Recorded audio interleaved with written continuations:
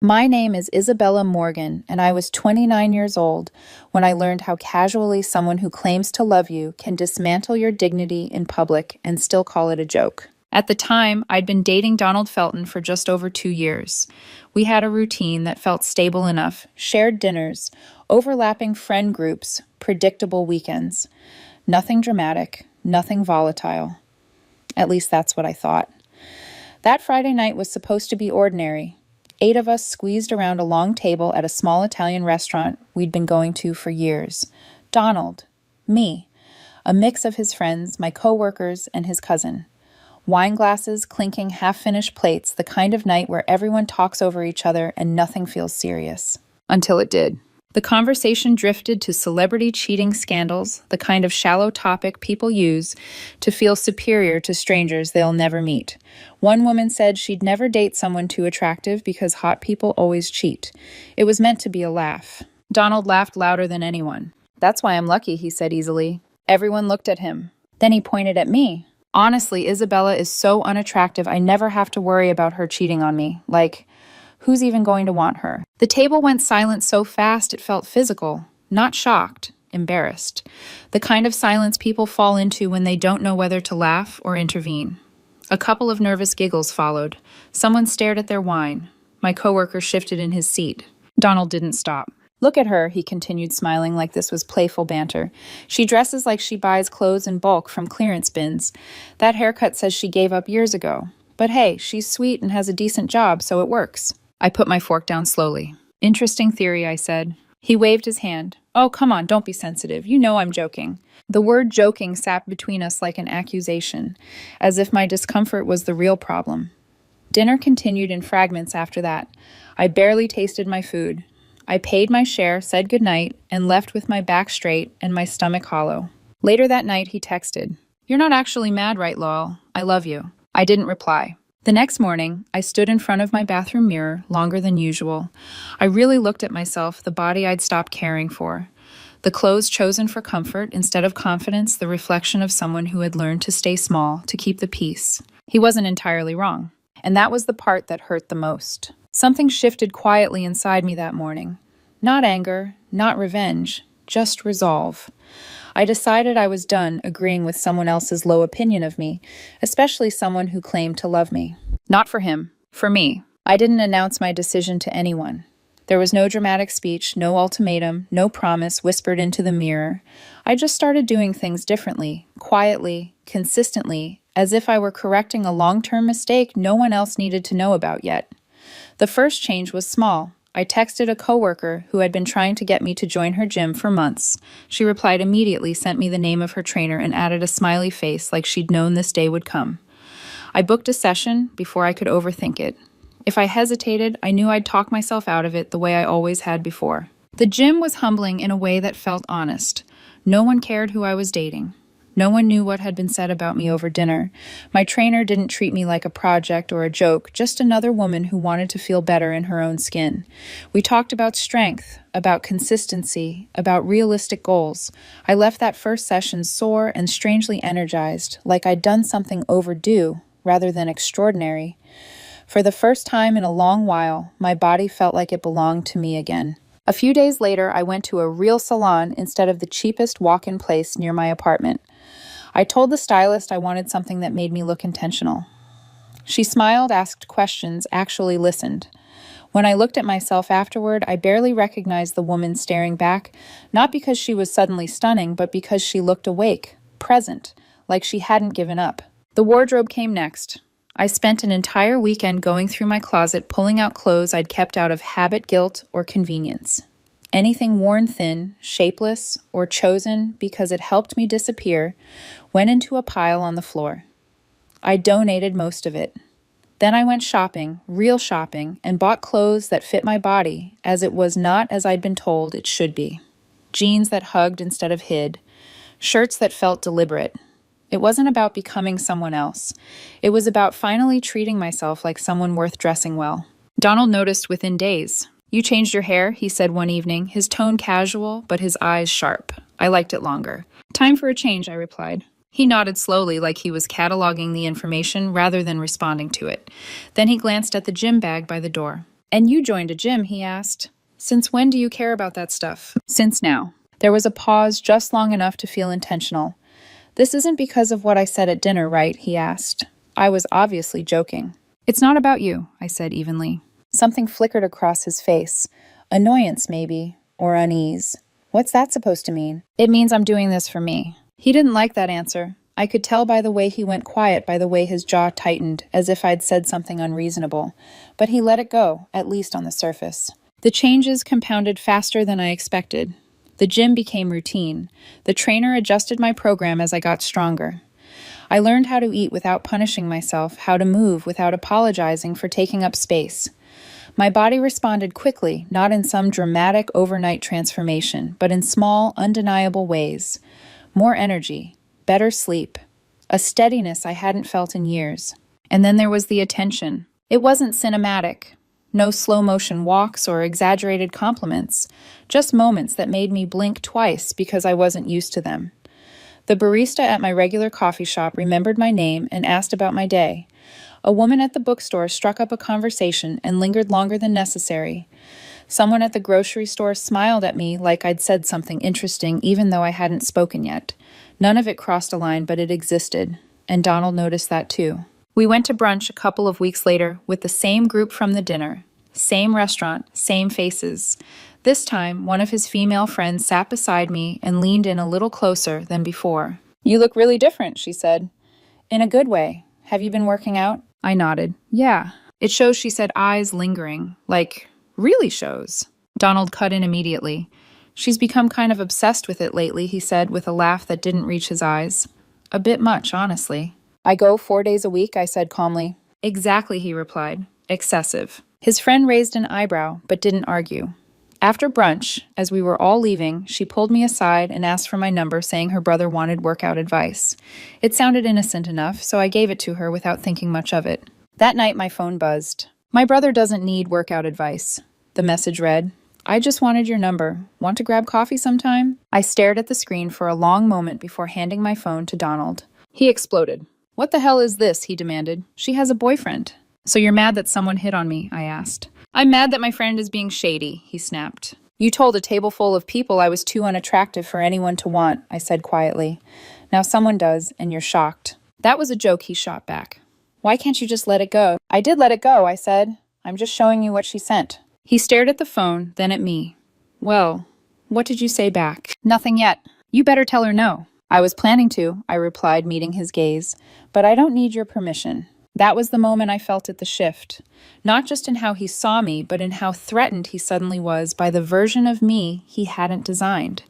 The woman he'd been comfortable insulting was gone, replaced by someone he could no longer control with a joke. And he was not handling it well. The argument didn't end that night. It just changed shape. Instead of raised voices, Donald shifted into something colder, quieter, questions, casual comments that carried accusations if you listened closely enough. He started asking where I was going when I grabbed my gym bag, how long I'd be gone, who trained at that hour. At first I answered without thinking. We'd been together for 2 years. Transparency felt normal, reasonable, but his questions multiplied. One evening, I pulled into my gym parking lot and noticed his car idling across the street. He didn't wave, didn't text, just sat there, engine running, staring through the glass windows of the building. When I confronted him later, he shrugged, like I was being dramatic. I was just making sure you were actually working out, he said. Why would I lie about that, I asked. He hesitated for half a second too long. I don't know, maybe you're meeting someone.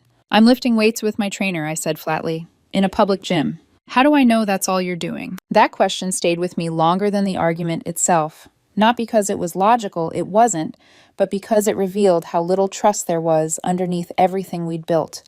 Or maybe how little there had always been. I started replaying moments from the past comments I'd brushed off jokes that only landed at my expense.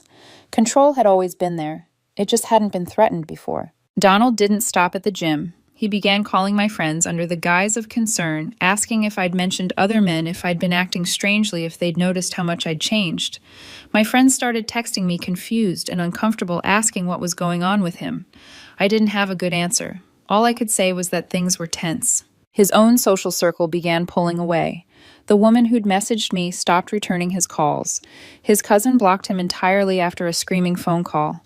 I could hear through the wall, Donald pacing the living room and accusing her of betrayal. I caught fragments of the argument words like disrespect, stealing, disloyal. At one point, his cousin snapped back, "You call her unattractive constantly. Why do you even care?" before hanging up. Donald rounded on me, after that his eyes blazing. "This is your fault." How I asked, genuinely stunned. "You're encouraging this," he said. "You're loving the attention." "I showed you the messages," I replied. "I didn't respond to any of them." "You're probably deleting the real conversations," he shot back. That was the first time he demanded to see my phone. "If you have nothing to hide, let me see it," he said, holding out his hand. "No," I replied. The words seemed to detonate something in him. "See, you are hiding something." Weeks passed like that, accusations monitoring tension that never fully dissipated. He criticized everything I did under the guise of concern. My clothes were too fitted. My workouts were excessive. My confidence was suspicious. If I smiled at my phone, he wanted to know why. If I came home tired, he wanted to know where I'd been. Then he crossed a line I didn't know how to uncross. My mother called me one afternoon, her voice tight with worry. "Isabella, are you okay?" "I'm fine," I said, confused. "Why?" "Donald called me," she replied. "He said you've been acting erratically, that you're seeing other people and might be having some kind of breakdown." I felt something cold settle in my chest. I explained everything. The dinner, the changes, the paranoia. My mother listened quietly, then exhaled. "So he insulted you in public," she said slowly, "and now he's panicking because other people see your value." "That's the summary," I admitted. "That's not love," she said. "That's fear of losing control." Donald didn't stop there. A few days later, my boss called me into his office. He looked more amused than concerned, which somehow made it worse. "I got a voicemail from your boyfriend," he said. He sounded worried. "Claimed you were using company time inappropriately and showing signs of instability." I stared at him mortified. "I can explain." He waved it off. "You don't need to." Honestly, it was bizarre. You're not in trouble. But you might want to deal with whatever's happening at home before it spills over here again. That night, I confronted Donald. "You called my boss," I said. "And my mother." "I was worried about you," he insisted. "You're changing. You're not the person I fell in love with. You're trying to sabotage me because I'm not the version of myself you could control anymore," I said. "That's not true," he snapped. "Then why are you stalking my gym, accusing me of cheating with zero evidence, calling people in my life to undermine me?" "Because you are cheating," he said suddenly. "Or you will, I can tell. Based on what I asked." "Based on how people look at you now," he replied. "They're all over you." "And whose fault is that?" I asked quietly. "You're the one who told everyone I was too unattractive to be wanted." He broke then, not into reflection, but into tears. "You're going to leave me," he said. "Now that you're like this, you'll find someone better." "Maybe you should have thought about that," I said evenly, "before you humiliated me in public." "It was just a joke," he whispered. "Then stop panicking about the consequences." I didn't know it yet, but the relationship was already over. All that remained was the fallout. Once Donald realized fear wasn't pulling me back into place, he changed tactics. If he couldn't control me privately, he would reshape the story publicly. It started subtly vague posts on social media that never mentioned my name, but didn't need to. Anyone who knew us could read between the lines. Funny how some people completely reinvent themselves and call it self-improvement when we all know what's really going on. Another post followed the next day. When you support someone through everything and they repay you by becoming someone you don't even recognize that tells you all you need to know. The comments filled quickly. Friends who hadn't been at that dinner rushed to comfort him, telling him he deserved better, that he was so patient, that I was clearly having some kind of crisis.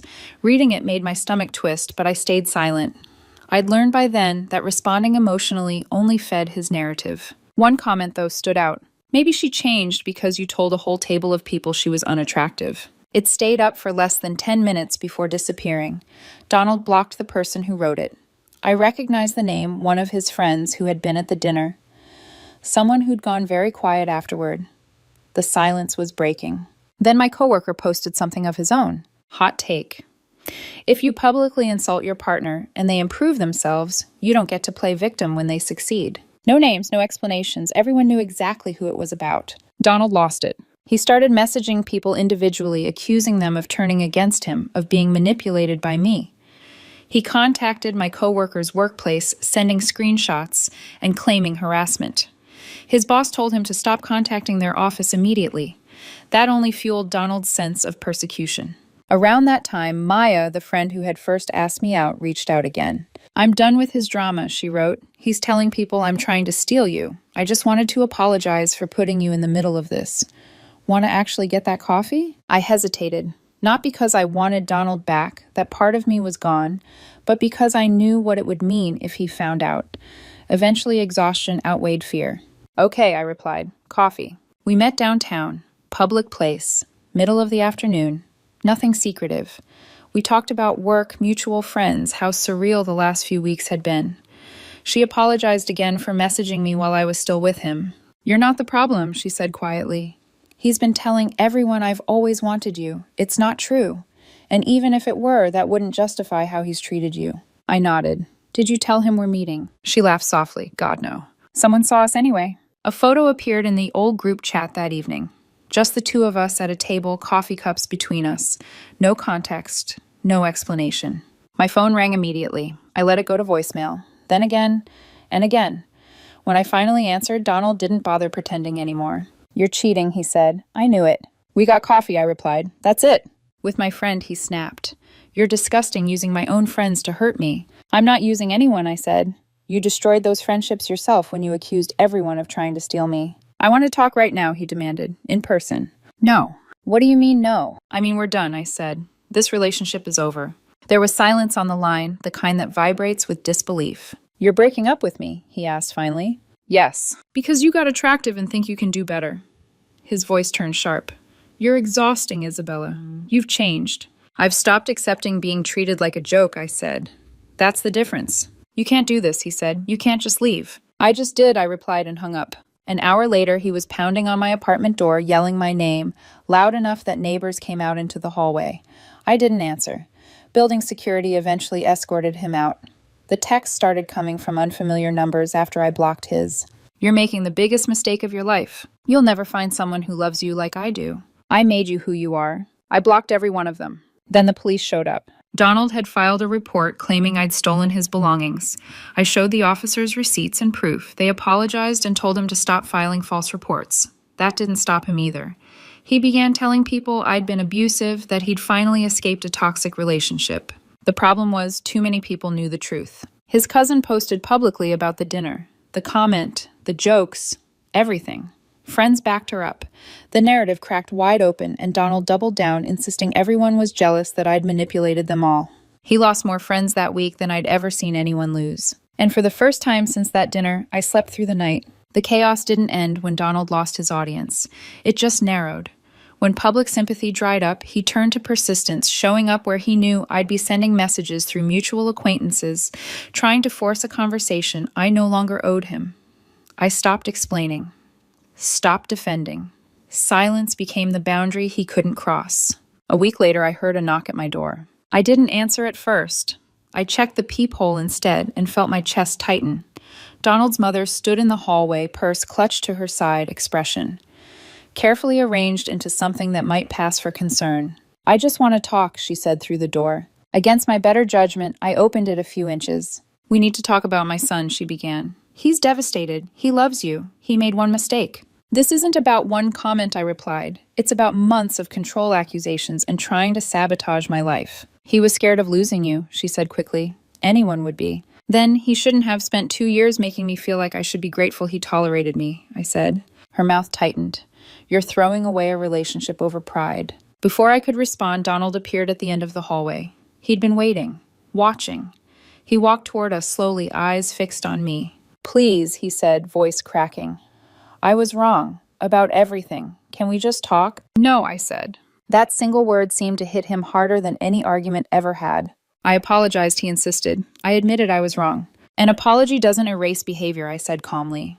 "It doesn't undo what you did." "So that's it?" he asked bitterly. "You're just going to date my friend now. Throw away what we had." "What we had was you treating me like I should be thankful you settled," I replied. "I'm done living like that." "You'll regret this," he said. "She'll leave you, and then you'll realize what you lost." "Maybe," I said, "but I'll still be better off than I was with you." He stared at me for a long moment, searching for something, guilt, hesitation, weakness. He didn't find it. Finally, he turned and walked away without another word. I didn't hear from him again for weeks. When I did, it was indirect. Friends told me he was spiraling, blaming everyone, cycling through therapists and quitting when they suggested accountability. He'd started dating someone new already. According to the people who still knew him, the pattern was repeating. Jokes about her appearance disguised as humor, comments framed as concern. I didn't feel vindicated, I felt detached. Maya and I dated for a while, slowly, carefully. It was easy in a way I hadn't realized relationships could be.